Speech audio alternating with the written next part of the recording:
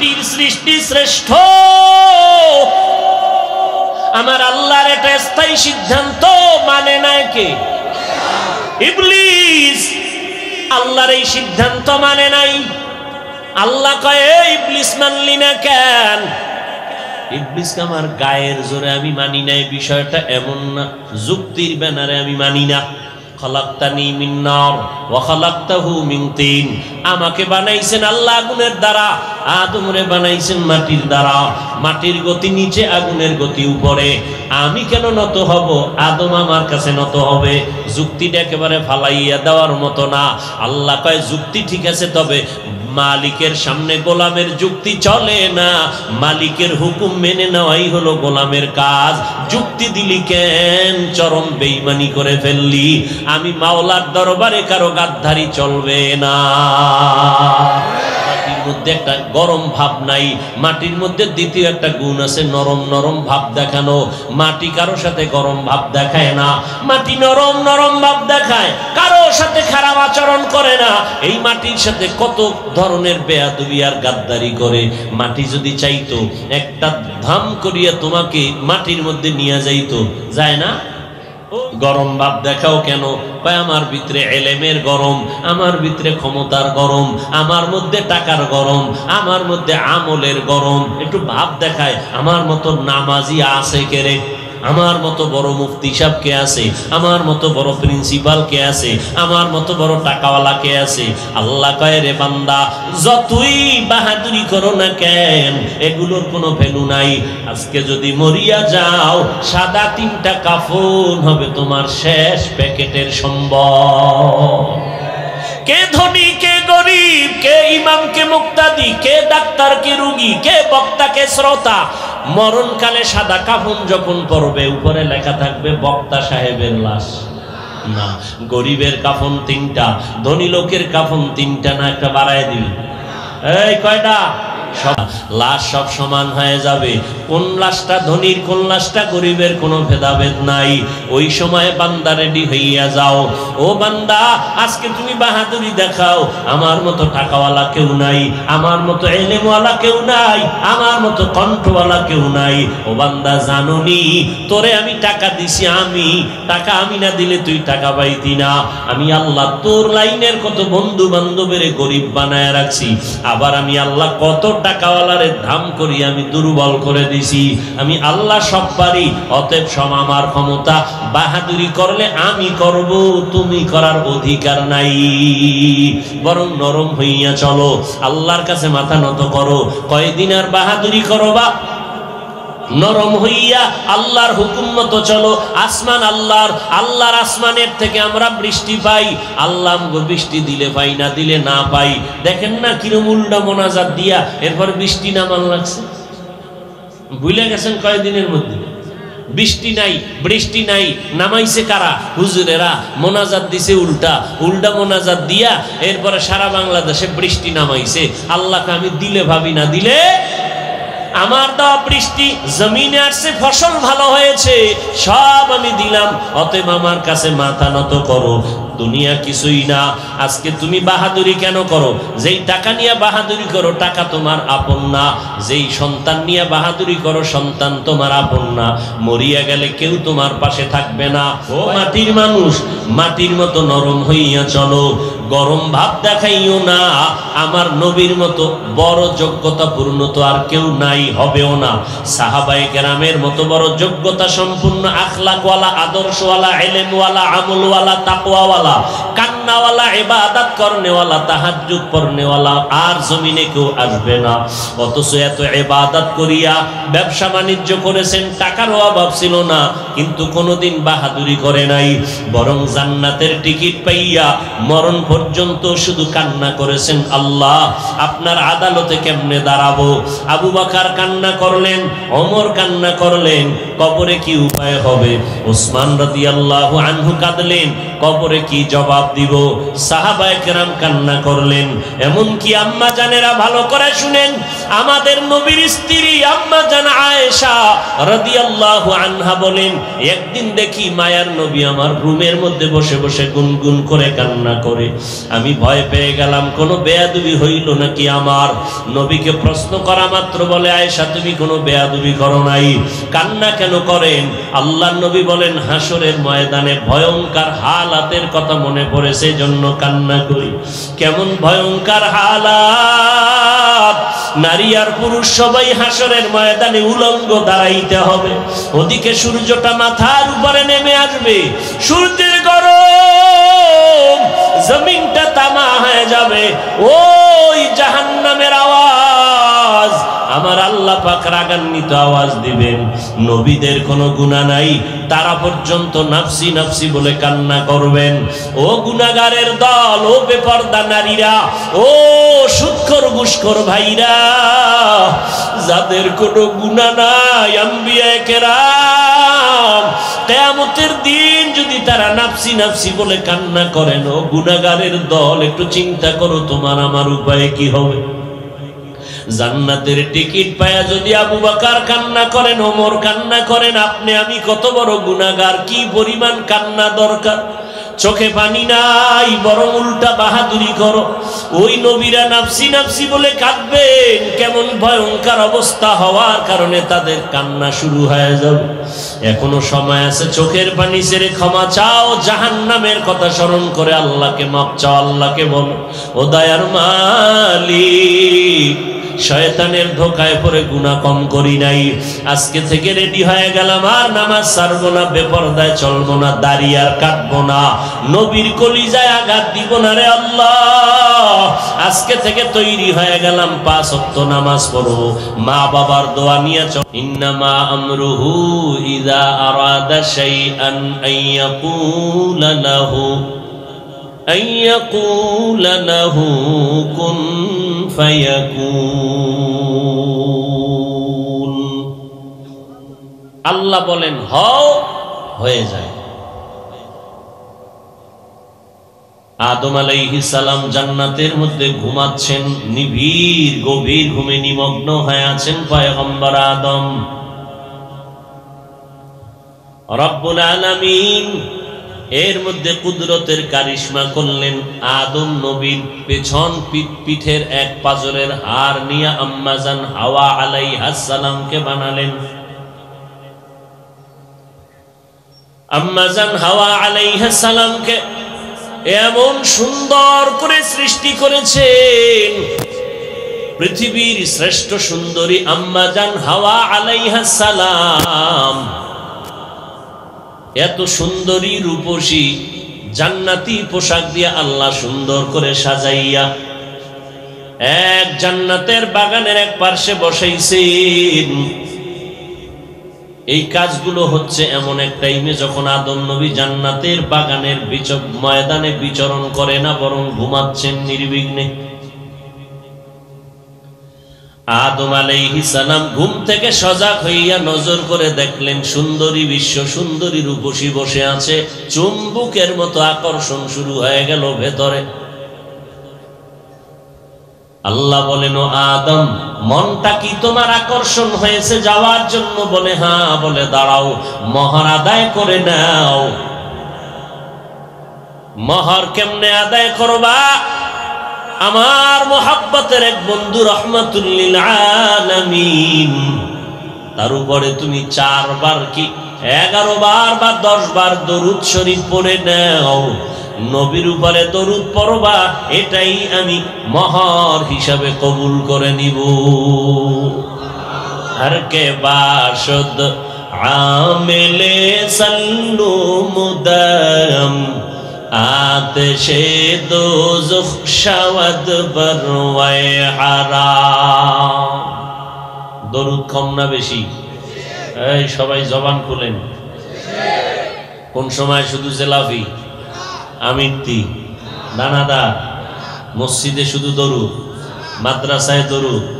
হ্যাঁ, নবীর দরুদ বেশি বেশি পড়ো, হাঁটতে চলতে উঠতে বসতে বেশি বেশি নবীর উপরে দরুদ সালাম পড়বা। এটা সব রোগের মহা একটা চাবির নাম দরুদ শরীফ। যত পারো পড়বা, বরকত দেখবে এমনি এমনি চলে আসবে, তোমার জানার দরকার নাই। ও আল্লাহর গোলাম, বসে আছো, দরুদ পড়ো। ও বান্দা, তুমি ঘুমাইতে গেছো, বিছানায় পড়ে তুমি দরুদ পড়ে পড়ে ঘুমিয়ে যাও, ইনশাআল্লাহ তোমার একদিন আগে পরে হোক ঘুমের ঘরে রসুলের সাথে মোলাকাত হয়ে যাবে।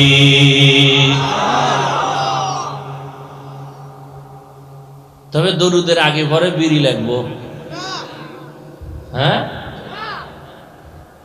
এ যারা বিড়ি টানে আর দরুদ পড়ে আছে না নাই?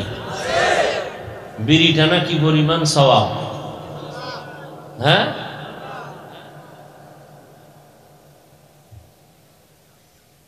লেখা সবাই জানে বিড়িতে ক্ষতি হয়, এরপরও এটা পান করে। আল্লাহ হেদায়াত দান করে। আপনি শুয়ে আছেন, ঘুমের সময় দরুদ পড়ে পড়ে ঘুমায় যান, এই ঘুমায় যান। কমপক্ষে 100 বার দরুদ শরীফ পড়বেন দৈনিক। কয়বার? কমপক্ষে। বেশি পারলে তো আল্লাহর শুকর বেশি। বড় দরুদ যদি পারেন নামাজের দরুদ পড়বেন, যদি না পারেন ছোট অংশটা পড়বেন। সাল্লাল্লাহু আলাইহি ওয়া আলিহি ওয়া সাল্লাম, সাল্লাল্লাহু আলাইহি ওয়া আলিহি ওয়া সাল্লাম, সাল্লাল্লাহু আলাইহি ওয়া আলিহি ওয়া সাল্লাম। একবার পড়বেন 3টা পুরস্কার, 10টা গুনাহ মাফ হবে, 10টা নেক আমল নামায় যোগ হবে, আল্লাহর আদালতে আপনার মর্যাদা 10 গুণ বেড়ে যাবে। हर के बाशद आमेले सल्लो मुदाम आतिशे दोज़ख शवद बरवाई हराम। এই চাচা মিয়া, ওয়াজের প্যান্ডেল কি বাদাম বেচার জায়গা নেই?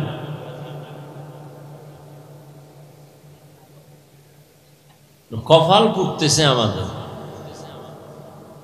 খাওয়ানোর জন্য খানেওয়ালারা তো ডাকতেছে আপনাদেরকে, যাদের নফসে খাওয়ামায় গ্রাস করে ফেলেছে, তোমরা ওয়াজে কেন? খাও গিয়া সেখানে।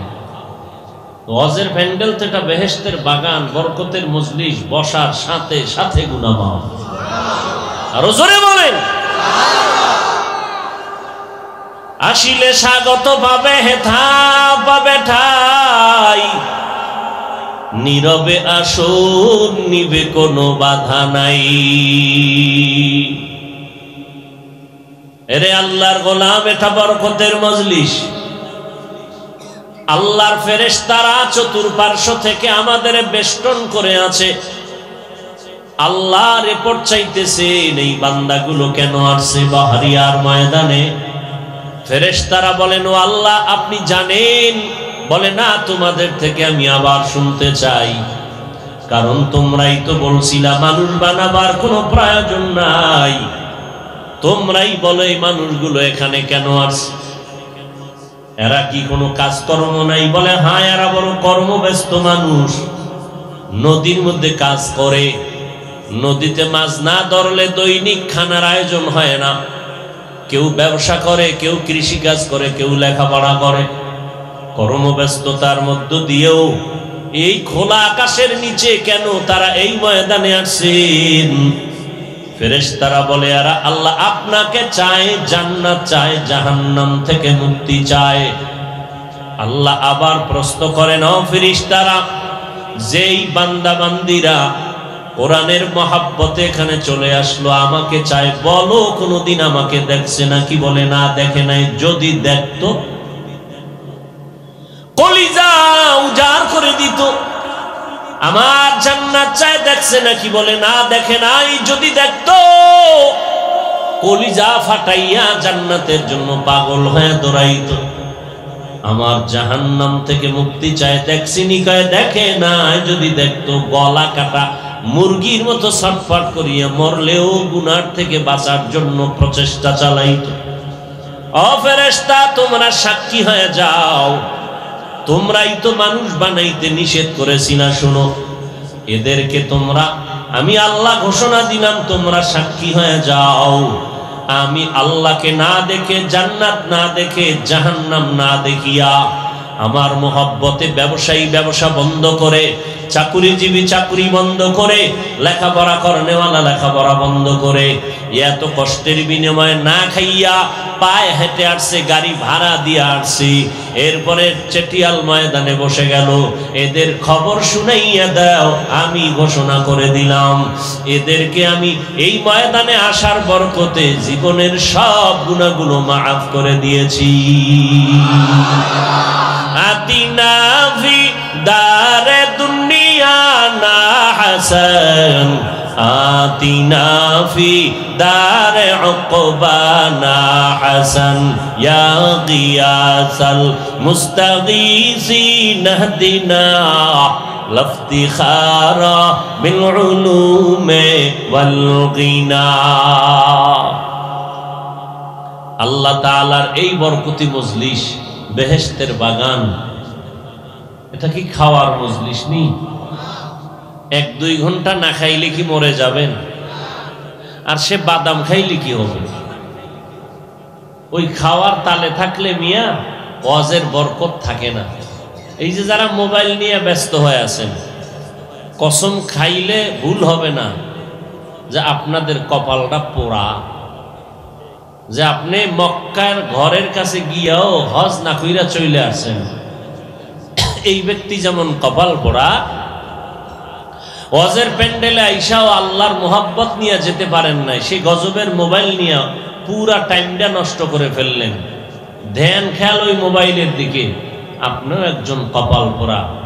আর কি বললে আপনার হুশ হবে আল্লাহু আ'লাম। এজন্য ওয়াজ বেড়েছে, আমলের খাতা শূন্যের কোঠায় চলে গেছে। আল্লাহ মিনহা খালাকনাকুম, আল্লাহ বলেন আমি তোমাদেরকে মাটির থেকে সৃষ্টি করেছি। আমার আলোচনা শুধু এই শব্দটার উপরে, বাকিগুলো বাদ। মাটির থেকে আল্লাহ সৃষ্টি করেছেন। আমাদের সৃষ্টির বেলায় কোরআনে আরো কিছু আয়াত আছে, যে আয়াতগুলোতে আল্লাহ এক জায়গায় বলেন মানুষ তোমাদেরকে আমি জমাট রক্ত থেকে সৃষ্টি করেছি। ইকরা বিসমি রাব্বিকাল্লাযী খালাক, খালাকাল ইনসানা মিন আলাক, ইকরা ওয়া রাব্বুকাল আকরাম আল্লাযী আল্লামা বিল কলম আল্লামাল ইনসানা মা লাম ইয়ালাম। পড়ুন হে নবী আপনার প্রভুর নামে, যিনি আপনার রব, স্রষ্টা, যিনি সৃষ্টি করেছেন ইনসানকে জমাট রক্ত থেকে। আর এক আয়াতে আল্লাহ বলেন আমি আল্লাহ মানুষ সৃষ্টি করেছি নাপাক পানির থেকে। হাল আতা আলাল ইনসানি হিনুম মিনাদ দাহরি লাম ইয়াকুন শাইআম মাযকুরা ইন্না খালাকনাল ইনসানা মিন নুতফাতিন আমশাজিন নাবতালিহি ফাজআলনাহু সামিআন বাসীরা। ও মানুষ, তোমরা কি জানো তোমাদের কোন, তুমি যে আজকে খান বংশের লোক, তুমি হাজী সাহেব, তুমি পীরের মুরিদ, তুমি তাবলীগের মুবাল্লিগ, তুমি কোটিপতি, তুমি মুফতি সাহেব, তুমি প্রিন্সিপাল, তুমি একজন এমপি চেয়ারম্যান, তুমি জানো তোমার কোনো অস্তিত্বই ছিল না। আমি অস্তিত্বটা দিয়েছি, তাও কেমন অবস্থায় জানো? নাপাক পানির থেকে তোমার। তাহলে এক আয়াতে পাইলাম মানুষ সৃষ্টি মাটির থেকে, আর এক আয়াতে পাইলাম জমাট রক্ত থেকে, আর এক আয়াতে পাইলাম নাপাক পানির থেকে। এর মধ্যে মূল কথা মাটির সৃষ্টি। মূল কথাই যদি মাটির সৃষ্টি হয়, তাহলে নাপাক পানির সৃষ্টি কথার ব্যাখ্যা কি? জমাট রক্ত থেকে সৃষ্টি কথার ব্যাখ্যা কি? কোরআনের আর এক আয়াত থেকে তার জবাব নিন। ওয়ালাকাদ খালাকনাল ইনসানা মিন সুলালাতিন মিন তিন সুম্মা জাআলনাহু নুতফাতান ফি ক্বারারিন মাকিন সুম্মা খালাকনান নুতফাতা আলাকাহ ফাখালাকনাল আলাকাতা মুদগাহ ফাখালাকনাল মুদগাতা ইযামা فكسونا العظام لحما ثم أنشأناه خلقا آخر فتبارك الله أحسن الخالقين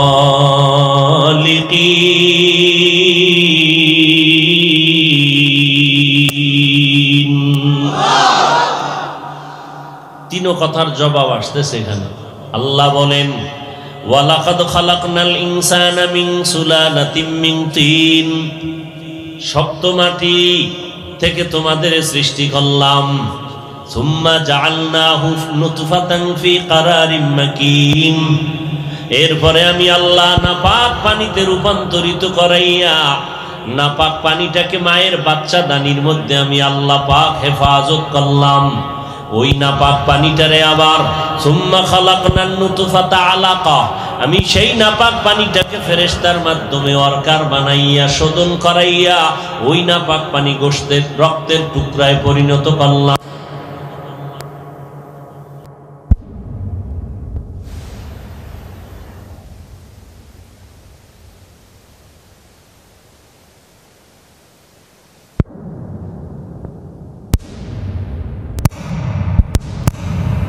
আবার গোশতের পোশাক লাগায়া দিলাম সুম্মা আনশানাহু খালকান আখার এখন পুরা একটা ভিন্ন আকৃতির মানুষ হয়ে গেছে মায়ের গর্ভে স্ট্রাকচার তৈরি হয়ে গেল ফাতাবারাকাল্লাহু আহসানুল খালিকিন একটু চিন্তা করে তাকাইয়া দেখ আমার আল্লাহ কত সুন্দর একজন নিপুণ শিল্পী কেমন একজন নিরঙ্কুশ কারিগর কেমন কারিগর আমার একই মায়ের সন্তান আমরা পাঁচটা ভাই বোন কই একজনের চেহারার সাথে আরেকজনের চেহারার কোনো মিল কথা বলেন না কেন দুনিয়ার ফ্যাক্টরির দিকে তাকাও লবণের ফ্যাক্টরি থেকে তৈল বের হয় না তৈলের ফ্যাক্টরি থেকে কখনো লবণ আসে না আর আম্মাজান এমন এক ফ্যাক্টরি আল্লাহ একই ফ্যাক্টরি থেকে ছেলেও পাঠাইলেন মেয়েও পাঠাইলেন ক্ষমতা কার না তোমার পীর বাবার কার ক্ষমতা লিল্লাহি মুলকুস সামাওয়াতি ওয়াল আরদ ইয়াখলুকু মা ইয়াশা ইয়াহাবু লিমান ইয়াশাউ ইনাসাও ওয়া ইয়াহাবু লিমান ইয়াশাউ যুকুর আও ইউযাওবিজুহুম যুকরানা ওয়া ইনাসা ওয়া ইয়াজআলু মান ইয়াশাউ আকিমা ইন্নাহু আলিমুন কাদির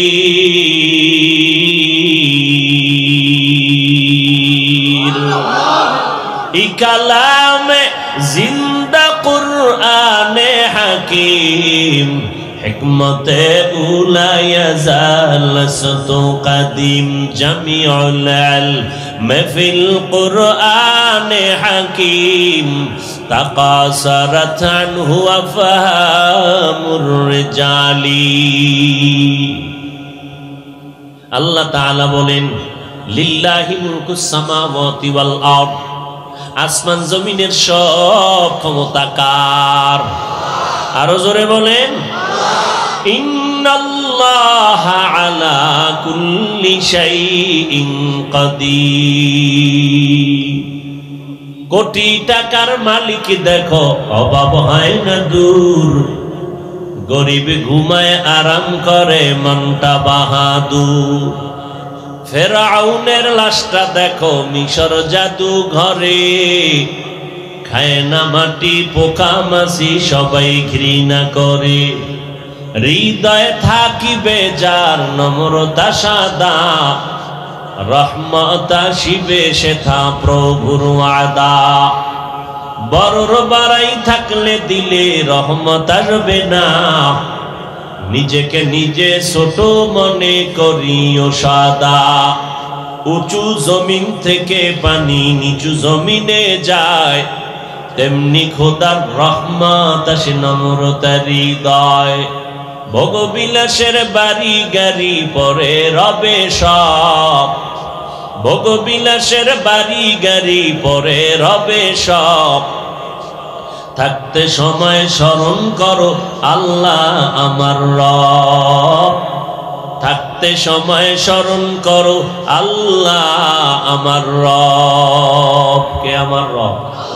আরো জোরে বলো। আমার আল্লাহর মতো আরো একজন আসেনি? আল্লাহ কয়জন? কোন দিক থেকে এক? সব দিক থেকে। কেমন এক? যার কোনো দুই নাই। কেমন এক? যার কোনো তুলনা। তুলনা দিলেই শিরিক, তুলনা দিলেই। আল্লাহর জাতের মতো কারো জাত নাই। আল্লাহর গুণের যে মালিক তিনি এককভাবে এই গুণের মালিক, আর কেউ নাই। যদি কয় আল্লাহর একটা গুণ আছে, এই গুণটা আঙ্গ পীরের মধ্যেও আছে, বোঝা গেল আল্লাহর গুণের মধ্যে আর একজন ঢুকলো, আল্লাহরে দুর্বল বানাইয়া দিল। আল্লাহকে দুর্বল বানানোর কোনো চিন্তা করার নাম শিরিক। যারা করবে তাদের নাম মুশরিক। মুশরিকদের জন্য আল্লাহর কোরআন বলে জান্নাত হারাম। ওয়ামাই ইউশরিক বিল্লাহ ফাকাদ হারামাল্লাহু আলাইহিল জান্নাহ। যারা শিরিক করবে তাদের জন্য জান্নাত হারাম। এর এলাকার মুসলমানের যুবক, আল্লাহ বলেন সব ক্ষমতার মালিক আমি আল্লাহ। লিল্লাহি মুলকুস সামাওয়াতি ওয়াল আরদ ইয়াহাবু লিমান ইয়াশাউ ইনাসান ওয়া ইয়াহাবু লিমান ইয়াশাউ যুকুর। আমি কাউকে চাইলে ছেলে দেই, কাউকে চাইলে মেয়ে দেই, কাউকে চাইলে দোনোটা দেই, কাউকে চাইলে কোনোটাই। ইন্নাহু আলিমুন কাদির। সব ক্ষমতা কার? আল্লাহ। আমার আল্লাহর ক্ষমতার সাথে কারো তুলনা নেই। আল্লাহ মহামারী করোনা দিয়া দেখায় দিলেন। যারা চেয়ারে বৈশা নিজেদেরকে মনে মনে ভাবতো আমরা ছোট খোদা, কোরআনের কথা মানে না, হাদিস মানে না, হুজুর মানে না, ইমাম মানে না, কোরআন লাগবে না, হাদিস লাগবে না, আমি সর্বে সর্বা, আমি যা বলবো তাই, আমার ক্ষমতার কোনো কমতি নাই। এই সমস্ত খোদা দাবি করনেওয়ালা বাহাদুরেরা পর্যন্ত করোনায় সারা দুনিয়ার বেঈমান নাস্তিক বেঈমানেরা মাথা নত করে দিয়া বলেছে জমিনের মধ্যে আমাদের পাওয়ার শেষ। দেখছেননি কারবার?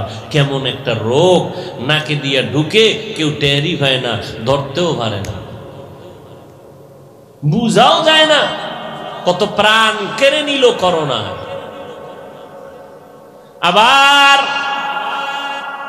এই করোনা অনেকের হয়েছে, তারপর আল্লাহ হায়াত দিয়া বাঁচায় রাখছেন।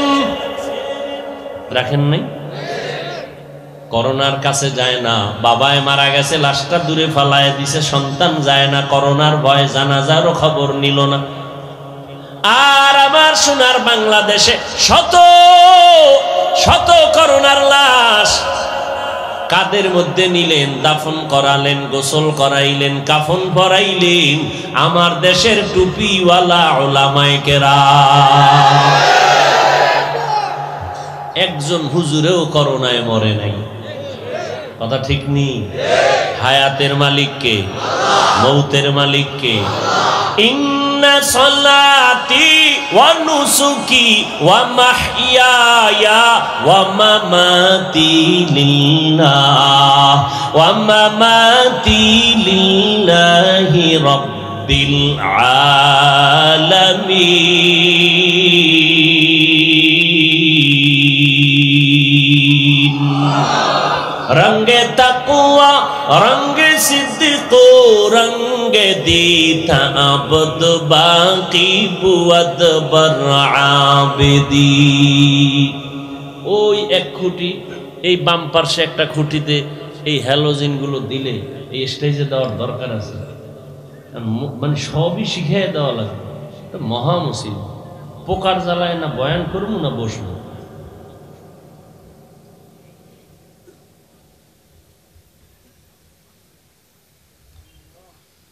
আল্লাহ, ইব্রাহিম নবী দোয়া করলেন, আল্লাহ আমার নামাজ, আমার কোরবানি, আমার বেঁচে থাকা, আমার মরে যাওয়া কার জন্য? কার জন্য? ব্যাস। করোনায় আমাদের মারবে কোনো গ্যারান্টি? মাস্কের উপরে মাস্ক, ট্রিপল মাস্ক, বাঁচতে পারছে কি? ঢাকার শহরে টাকার বালিশ বানাইয়া ঘুমাইতো যমুনা গ্রুপের মালিক, করোনায় আক্রান্ত হইয়া মরিয়া গেল। আক্রান্ত রোগী হইয়া বলে, কত কোটি হাজার কোটি টাকা চাও, স্পেশাল ফ্লাইটে আমাকে সিঙ্গাপুরে নাও, ডাক্তারের আমারে করোনার থেকে বাঁচাও। আল্লাহ কয়, দুনিয়ার টাকায় বাঁচায় না, ক্ষমতায় বাঁচায় না, বাঁচানেওয়ালাও আমি আল্লাহ, মারণেরও মালিক আমি আল্লাহ। ভাইরা আমার,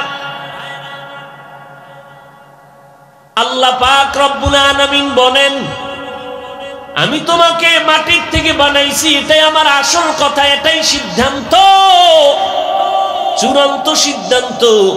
এখানে কারো কোনো আওয়াজ নাই। প্রশ্ন থাকবে হাফিজ ভাই, সুন্দরভাবে বুঝতে পারলাম মানুষ মাটির সৃষ্টি, জমাট রক্ত থেকে সৃষ্টির জবাবটা কি পাইলাম? জবাব দিলাম, নাপাক পানিটাকেই নাপাক রক্ত দ্বারা আল্লাহ পাক পরিণত করাইয়া সেখান থেকে মানুষ বানাইলেন। এদিক থেকে ইঙ্গিত করলেন, মানুষ তুমি নাপাক রক্ত থেকে সৃষ্টি, জমাট রক্ত, আর রক্তটাই হলো আমাদের শরীরের তাজা রাখার, জীবিকা চালনের জন্য এক মেশিন হলো রক্ত। রক্ত চলাচল বন্ধ, মানুষ শেষ। কথা ঠিক না? তাহলে আমাদের যত উপাদান আছে সৃষ্টির মধ্যে রক্ত একটা উল্লেখযোগ্য। এজন্য আল্লাহ বলছেন, তোমাকে সৃষ্টি করেছি জমাট রক্ত থেকে।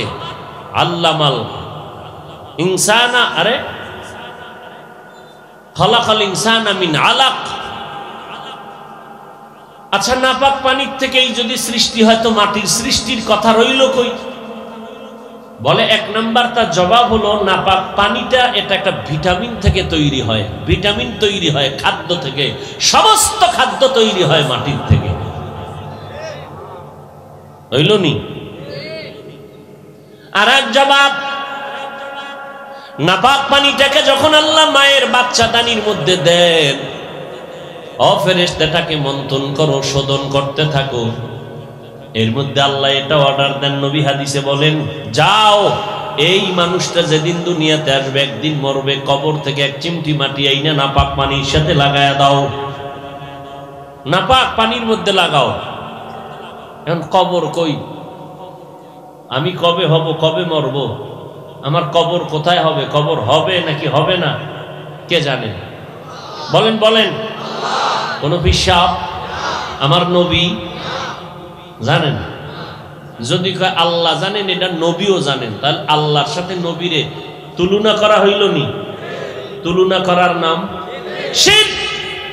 আমাকে বলেন তো, আল্লাহ কয়জন? তিনি মাখলুক না খালেক? বাকি যা আছে সব কি? বলেন, সব কি? আমগো নবী, আমার আল্লাহ তো আল্লাহ, বাকি সব গায়রুল্লাহ। আমার আল্লাহ তো স্রষ্টা, বাকি সব সৃষ্টি। কথা ঠিক?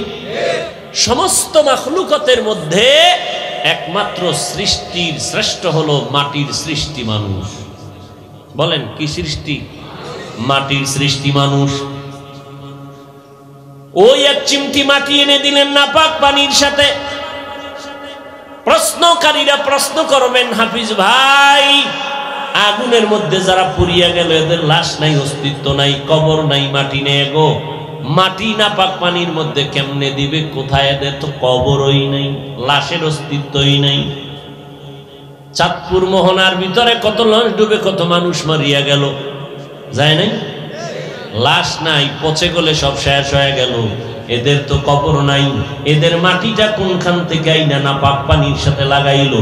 মুফাসসিরিনে কেরাম বলেন প্রত্যেকটা মানুষের শরীরের মধ্যে যে মেরুদণ্ড আছে, মেরুদণ্ড আসেনি কোথায়? পেটের লগে না পিঠে? সোজা যে হাড় মেরুদণ্ড, এই মেরুদণ্ডের একেবারে নিচে একটা গোড়া আছে মার্বেলের মতো গোল। মানুষ যদি পুরিয়াও ফালায় ওই গোড়া নষ্ট হয় না, ওই গোড়া আগুনে পড়লেও নষ্ট হবে না, পানিতেও নষ্ট হবে না। আজ না কাল ওটা কোনো না কোনো সময় মাটির সাথে গিয়া মিশবে, ওটাই হবে তখন তার কবর। ওখান থেকে আল্লাহর অর্ডারে মাটি নিয়ে আসে, কেউ জানে না, আমার আল্লাহ জানেননি। আমার আল্লাহ সব গাইবের খবর জানেন। এই গাইবের মালিক আর কেউ না। আল্লাহ যেই গায়েব জানেন, এই গায়েব আর কেউ জানে না। যদি কেউ বলে আরো একজনে জানে, তুলনা করলো, কি করলো? শিরিক। শিরিক করলে সে হয় মুশরিক। মুশরিকদের জন্য জান্নাত হারাম। কথা বুঝাইতে পারছি? কিলাকিলির নাই, সহজ কথায় ওয়াজ। আল্লাহ এক, তার সাথে কোনো তুলনা। যদি তুলনা দেন তাহলে আল্লাহর ক্ষমতাকে দুর্বল বানায় দিলেন, যে আল্লাহ একা স্বয়ং সম্পূর্ণ না, এর সাথে আরো একজন আছে। এর নাম শিরিক। শিরিক করলে জান্নাত হারাম, স্পষ্ট কোরআনের আয়াত। আমান ইউশরিক বিল্লাহ ফাকাদ হারামাল্লাহু আলাইহিল জান্নাহ। কিয়ামতের দিন শিরিক যুক্ত আমলকে আল্লাহ ওজনই দিবেন না। যাও জাহান্নামে যাও। ফালা নুকিমু লাহুম ইয়াউমাল কিয়ামাতি ওয়াজনা। ভাইরা আমার, আল্লাহ মাটির থেকে সৃষ্টি করেছেন। আল্লাহ বলেন, ও মাটির সৃষ্টি আদম, তোমাকে শ্রেষ্ঠত্ব দান করলাম। এবার আমাকে জবাব দেন একটু, মানুষ কিসের সৃষ্টি? এই ভাই একটু বলেন না। ফেরেশতারা কিসের সৃষ্টি? কি? নূরের। জিন শয়তান আগুনের। আগুনের সৃষ্টি জিনেরা শ্রেষ্ঠ? বলেন। নূরের সৃষ্টি ফেরেশতারা শ্রেষ্ঠ? এবার আপনারাই জবাব দেন, কারা শ্রেষ্ঠ? শুধু মানুষ বলবেন না, সৃষ্টির ধাতু পদ বলেন, পদার্থের কথা বলেন। মাটির সৃষ্টি শ্রেষ্ঠ। সিদ্ধান্ত কার? এই মুখস্থ করেন, সিদ্ধান্ত কার? অস্থায়ী না স্থায়ী? বলেন। নূরের সৃষ্টি শ্রেষ্ঠ। আসতে কেন? সন্দেহ থাকলে দাঁড়ান। নূরের সৃষ্টি শ্রেষ্ঠ, আগুনের সৃষ্টি শ্রেষ্ঠ, মাটির সৃষ্টি। সিদ্ধান্ত কার? অস্থায়ী না স্থায়ী? এবার আমাকে বুঝে শুনে জবাব দেন, মানে নাই কে? আল্লাহর এই সিদ্ধান্ত মানে নাই কে? মনে নাই? কে মানে নাই? মাটির সৃষ্টি শ্রেষ্ঠ। আমার আল্লাহর এটা স্থায়ী সিদ্ধান্ত মানে নাই কে?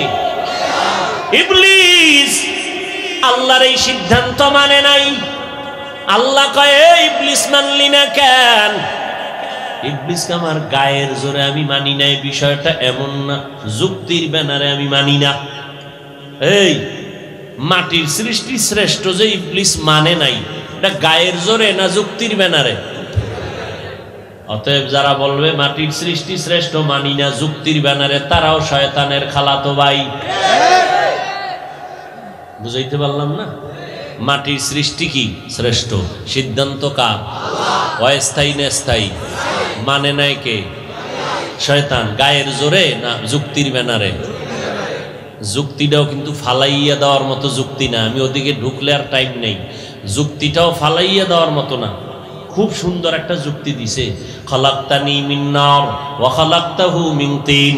আমাকে বানাইছেন আল্লাহ আগুনের দ্বারা, আদমরে বানাইছেন মাটির দ্বারা।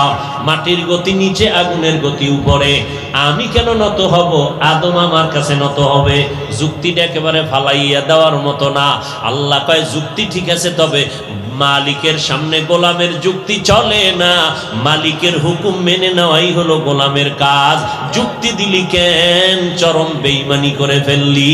আমি মাওলার দরবারে কারো গাদ্দারি চলবে না। মাটির সৃষ্টি শ্রেষ্ঠ, সিদ্ধান্ত কার? মানে নাই কে? গায়ের জোরে না যুক্তির ব্যানারে? বর্তমান দুনিয়াতেও যারা মাটির সৃষ্টিকে শ্রেষ্ঠ বলতে চায় না, নূর নূর লইয়া চিৎকার দেয়, যুক্তি টুক্তি খাড়া করে, এদেরকেও বুঝতে হবে তদন্তের মাধ্যমে এরা খাঁটি ঈমানওয়ালা নয়। আল্লাহ হেদায়েত দান করুন। ভাইয়েরা আমার, এবার মিনহা খালাকনাকুম, আমি তোমাদের মাটির থেকে সৃষ্টি করেছি, এই কথাটা দ্বারা আল্লাহ আমাদের কি উপদেশ দিতে চান, কি বুঝাইতে চান? দুইটা সবক বুঝাইতে চান। এই দুইটা সবক বুঝে নেন। এক নাম্বার সবক, এই মাটির মানুষ শুনে নে, তোর মাটি কিন্তু পায়ের নিচে থাকে, পায়ের নিচে উপরে মারলেও নিচে যায়। আমি আল্লাহ তোরে মাটির থেকে বানাইয়া সম্মান নিচে দেই না, এই সম্মান দিলাম সব মাখলুকতের উপরে। সম্মান পাইয়া আবার একজনে ফুইলা তিনজন হয়ে যাস না। আমার মতো বক্তা কে আছে রে? এই তুই না নাপাক পানির সৃষ্টি, তোর ফ্যাটের ভিতরে তো এখনো পায়খানা, তোর শরীরের ঘাম থেকে দুর্গন্ধ, তুই বাহাদুরি করো কেন? মাটির মানুষ, মাটির থেকে আরেকটা তুমি উপদেশ নাও। এক নাম্বার উপদেশ কি নিলাম? মাটি যদিও নিচে, সম্মান আমাদের নিচে, সমস্ত মাখলুকতের উপরে আমাদের সম্মান। আর একটা সবক নাও, বাহাদুরি করবা না, গরম গরম ভাব দেখাইবা না। কেন? মাটির মধ্যে একটা গরম ভাব নাই। মাটির মধ্যে দ্বিতীয় একটা গুণ আছে, নরম নরম ভাব দেখানো। মাটি কারো সাথে গরম ভাব দেখায় না, মাটি নরম নরম ভাব দেখায়, কারো সাথে খারাপ আচরণ করে না। এই মাটির সাথে কত ধরনের বেয়াদবি আর গাদ্দারি করে। মাটি যদি চাইতো একটা ধাম করিয়া তোমাকে মাটির মধ্যে নিয়ে যাইতো, যায় না? ওই যে শরীয়তপুর আসেনি, কথা কন না কেন? সেখানে যে বাড়ি শুদ্ধা এক এলাকা পানির মধ্যে তলায় গেছে, কি খবর যায় না? কয়েক মাস আগেই তো, 1 বছর এখনো হয় নাই। কথা ঠিক না? তাহলে আপনারা এই যারা মদ পান কইরা মাতলামি করে, জেনা করে, গান বাদ্য দিয়ে আরে লাফালাফি, ডেকসেট চালায়, আর নারী পুরুষ সমানে রাত্র 3টার পরে লাফায়, ঠিক নি? লাফাবে। এই বড় বড় কিছু কিছু দিবস আছে না, দিবস, এই দিবসে লাফায়, মাটির উপরে এমন ধাক্কা ধাক্কি করে। মাটি যদি কয় মেজাজ গরম করলি কেন, আস্তে করে মাটি নরম হয়ে যদি ভিতরে ঢুকাইয়া দেয় কারুনের মতো, উঠার আর উপায় আসেনি। আল্লাহ কয় মাটির মধ্যে দেখ, এত অন্যায় করো, মাটি কাউকে কিছু বলে না, নরম নরম ভাব নিয়ে চলে।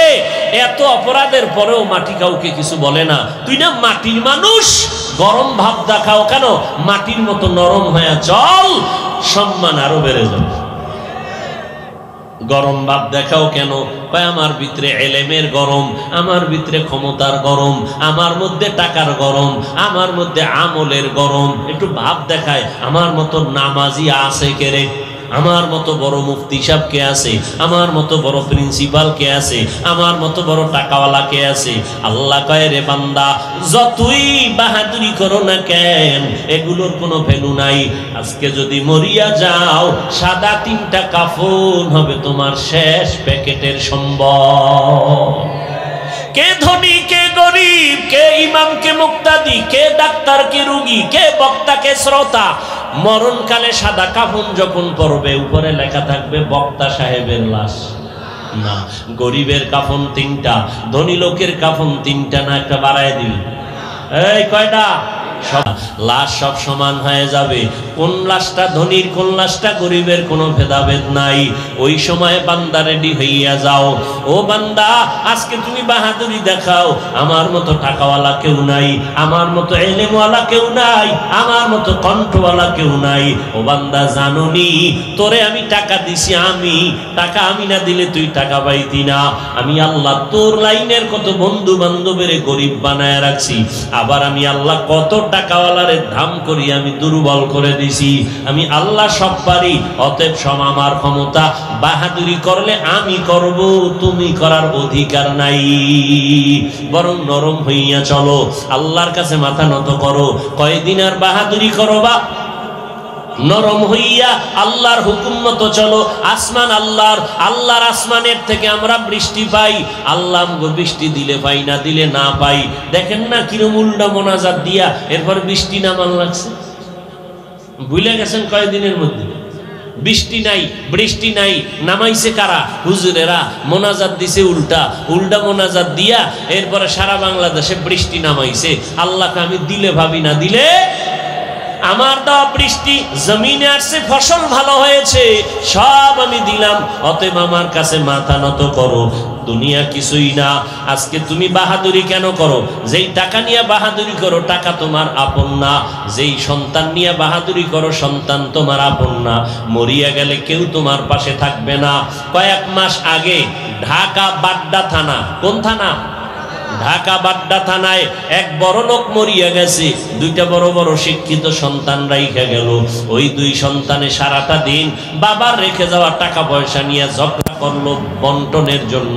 বাবার লাশটা রাস্তায় পড়িয়া রইল 24 ঘন্টা, দাফনের চিন্তা কোনো সন্তান করে নাই। টাকা ভাগাভাগি নিয়ে ঝগড়া সারাদিন রাত। এই বাড্ডা থানার কয়েক মাস আগের ঘটনা। 24 ঘন্টা খালি ঝগড়াই করছে বাবার সম্পদ ভাগ বটোয়ারা নিয়ে। বাবার লাশটা যে দাফন লাগবে নিয়ে কোনো চিন্তাই নেই। কেমন কুলাঙ্গার সন্তান!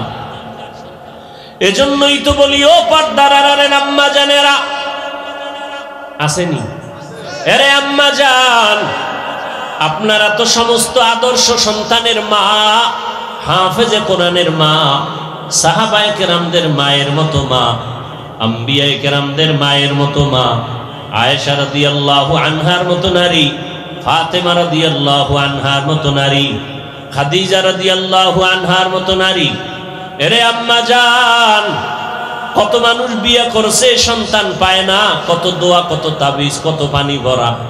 আল্লাহ আপনাকে সন্তান দান করেছেন, আপনি মরিয়া গেলে কেউ জিজ্ঞাসাও করবে না কোন মহিলা মারা গেল। তবে একটা ভালো সন্তান যদি রেখে যান, সন্তানের ব্যবহার পাইয়া মানুষ দোয়া করবে, ওই দোয়ার অংশ আপনি মা ও কবরে পাইতে থাকবেন। এরে আম্মা জান, এই দুনিয়াতে যত ভালো ভালো সন্তান সব হলো মায়ের অবদানের কারণে, মায়ের আদর্শ ভালো, আখলাক ভালো, এই কারণে সন্তান ভালো। মনটা কি চায় না একটা ভালো সন্তানের মা হইয়া কবরে যাবেন? সন্তানকে ডাক্তার বানাবেন, ইঞ্জিনিয়ার বানাবেন, প্রফেসর বানাবেন, বাধা নাই। তবে আদর্শওয়ালা বানায় যাবেন, বেয়াদব বানাবেন না। মুরব্বীদের সাথে যেন কখনো খারাপ আচরণ না করে, ওলামায়ে কেরামের সাথে যেন বেয়াদবিমূলক আচরণ না করে। সব সময় যেন তার আদর্শ, তার ব্যবহারে আলেম ওলামারা খুশি হইয়া দোয়া করে, এলাকার মুরব্বীরা দোয়া করে। এমন সন্তান যদি ডাক্তার বানায় যান, আপনার জীবনটা দোয়ার জন্য রাস্তা ওপেন হয়ে যাবে। এমন একটা আদর্শ সন্তান যদি ইঞ্জিনিয়ার বানায় যান, কবরে গিয়ে আপনি দোয়া পাইতেই থাকবেন। এমন একটা সন্তানকে যদি আদর্শ প্রফেসর বানায় যান, আপনার কবরটা জান্নাতের বাগান হওয়ার জন্য রাস্তা ওপেন হয়ে যাবে। ও মা, আপনার বেশি সময় দেওয়া দরকার। সন্তানেরা বাবার তুলনায় মায়ের কাছে থাকে বেশি, মাকে ফলো করে বেশি। ওর জন্যই তো মায়ের অবদান বেশি। নবীও বলেন, দুনিয়ার নারীদের এত সম্মান, নারীরা হলো সারা দুনিয়ার মধ্যে শ্রেষ্ঠ সম্পদ। এই নারীদের মতো শ্রেষ্ঠ আর কোনো সম্পদ নাই। এই জন্য আল্লাহর নবী বলেন, ও দুনিয়ার নারীরা, পুরুষের তুলনায় আপনাদের মর্যাদা অনেক বেশি আল্লাহ দিয়েছেন। অতএব আপনি স্বামীর মাল হেফাজত করবেন, স্বামীর দোয়া নেওয়ার চেষ্টা করবেন।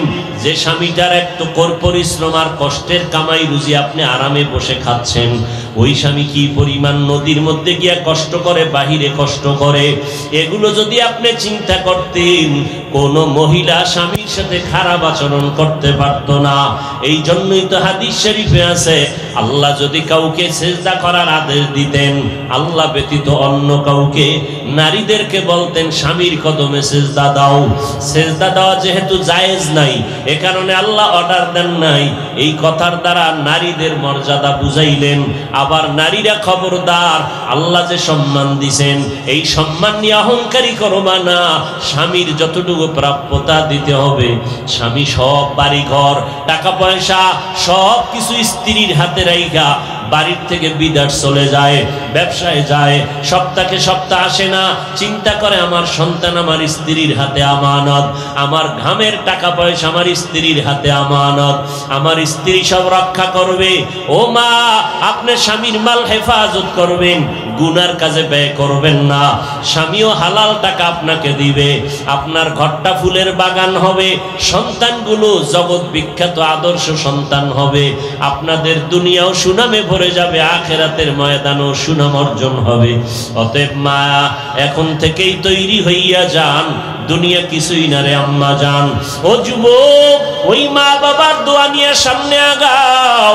মায়ের দোয়া ছাড়া তুমি পরীক্ষায় ভালো নাম্বার পাইবা না, মা বাবার চোখের পানি দোয়া ছাড়াই চেয়ারে বসা যাবে না, সম্মানের চেয়ার পাওয়া যাবে না। মা বাবার দোয়া চোখের পানির কারণে আজকে সম্মান, আজকে চেয়ার, আজকে কত সম্মান। আল্লাহ দিছেন, টাকা পয়সার মালিক বানাইছেন, ওই মা বাবার দোয়া নিয়ে চলার চেষ্টা করো রে সন্তান। বেয়াদবি করবা, দুনিয়ার জিন্দেগি বরবাদ হয়ে যাবে। ও মাটির মানুষ, মাটির মতো নরম হইয়া চলো, গরম ভাব দেখাইও না। আমার নবীর মতো বড় যোগ্যতা পূর্ণ তো আর কেউ নাই, হবেও না। সাহাবায়ে কেরামের মতো বড় যোগ্যতা সম্পূর্ণ, আখলাকওয়ালা, আদর্শওয়ালা, ইলমওয়ালা, আমলওয়ালা, তাকওয়াওয়ালা, কান্নাওয়ালা, ইবাদত করনেওয়ালা, তাহাজ্জুদ পড়নেওয়ালা আর জমিনে কেউ আসবে না। অথচ এত ইবাদত করিয়া ব্যবসা বাণিজ্য করেছেন, টাকারও অভাব ছিল না, কিন্তু কোনোদিন বাহাদুরি করে নাই, বরং জান্নাতের টিকিট পাইয়া মরণ পর্যন্ত শুধু কান্না করেছেন, আল্লাহ আপনার আদালতে কেমনে দাঁড়াবো। আবু বকর কান্না করলেন, ওমর কান্না করলেন, কবরে কি উপায় হবে। ওসমান রাদিয়াল্লাহু আনহু কাঁদলেন, কবরে কি জবাব দিব। সাহাবায়ে কেরাম কান্না করলেন। এমনকি আম্মা জানেরা, ভালো করে শুনেন, আমাদের নবীর স্ত্রী আম্মা জান আয়েশা রাদিয়াল্লাহু আনহা বলেন, একদিন দেখি মায়ার নবী আমার রুমের মধ্যে বসে বসে গুনগুন করে কান্না করে। আমি ভয় পেয়ে গেলাম, কোনো বেয়াদবি হইল নাকি আমার। নবীকে প্রশ্ন করা মাত্র বলে, আয়েশা তুমি কোনো বেয়াদবি করো নাই, কান্না কেন করেন? আল্লাহর নবী বলেন, হাসরের ময়দানে ভয়ঙ্কর হালাতের কথা মনে পড়েছে, জন্য কান্না করি। কেমন ভয়ঙ্কর হালাত! নারী আর পুরুষ সবাই হাসরের ময়দানে উলঙ্গ দাঁড়াইতে হবে। ওদিকে সূর্যটা মাথার উপরে নেমে আসবে, সূর্যের গরম, জমিনটা তামা হয়ে যাবে। ওই জাহান্নামের আওয়াজ আমার আল্লাহ পাক রাগান্বিত আওয়াজ দিবেন। নবীদের কোনো গুনাহ নাই, তারা পর্যন্ত নাফসি নাফসি বলে কান্না করবেন। ও গুনাহগারের দল, ও বেপরদা নারীরা, ও সুদখোর ঘুষখোর ভাইরা, যাদের কোনো গুনাহ নাই, আম্বিয়ায়ে কেরাম, কিয়ামতের দিন যদি তারা নাফসি নাফসি বলে কান্না করেন, ও গুনাহগারের দল, একটু চিন্তা করো তোমার আমার উপায় কি হবে। জান্নাতের টিকিট পায়া যদি আবু বকর কান্না করেন, ওমর কান্না করেন, আপনি আমি কত বড় গুনাহগার, কি পরিমাণ কান্না দরকার। চোখে পানি নাই, বরং উল্টা বাহাদুরি করো। ওই নবীরা নাফসি নাফসি বলে কাঁদবেন, কেমন ভয়ঙ্কর অবস্থা হওয়ার কারণে তাদের কান্না শুরু হয়ে যাবে। এখনো সময় আছে, চোখের পানি ছেড়ে ক্ষমা চাও, জাহান্নামের কথা স্মরণ করে আল্লাহকে মাপ চাও। আল্লাহকে বলো, ও দয়ার মালিক, শয়তানের ধোকায় পড়ে গুনাহ কম করি নাই, আজকে থেকে রেডি হয়ে গেলাম, আর নামাজ ছাড়বো না, বেপরদায় চলবো না, দাড়ি আর কাটবো না, নবীর কলিজায় আঘাত দিব না রে আল্লাহ। আজকে থেকে তৈরি হয়ে গেলাম, 5 ওয়াক্ত নামাজ পড়বো, মা বাবার দোয়া নিয়ে চলবো, পরামর্শ নিয়ে চলবো, বিরোধিতা করে গুনাহগার হব না, মুরব্বীদের সাথে ভালো আচরণ করব, স্কুল কলেজে পড়ার মতো ছাত্র বেলার নামাজ পড়নেওয়ালার অভাব নাই।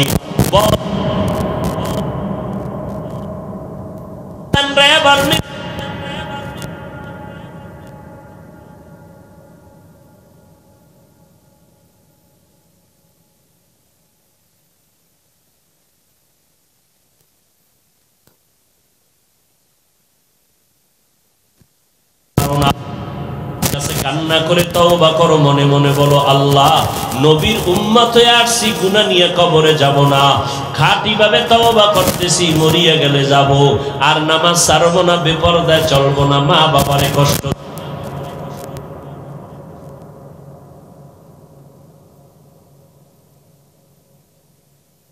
হয় খাঁটি হাত আল্লাহকে দাও। আয় আল্লাহ হাত কবুল করে নেন। যাদের তওবার নিয়ত নাই তাদের হাত উঠাইয়া কোনো লাভ হবে না। যাদের খাঁটি নিয়ত আছে মরিয়া গেলেও আর দাড়ি কাটবেন না, নামাজ ছাড়বেন না। আয় আল্লাহ মেহেরবানি করে আমাদের খাঁটি ভাবে তওবা করার তৌফিক দান করেন। তওবার উপরে মজবুত হইয়া চলার মতো তৌফিক দান করেন, আমিন।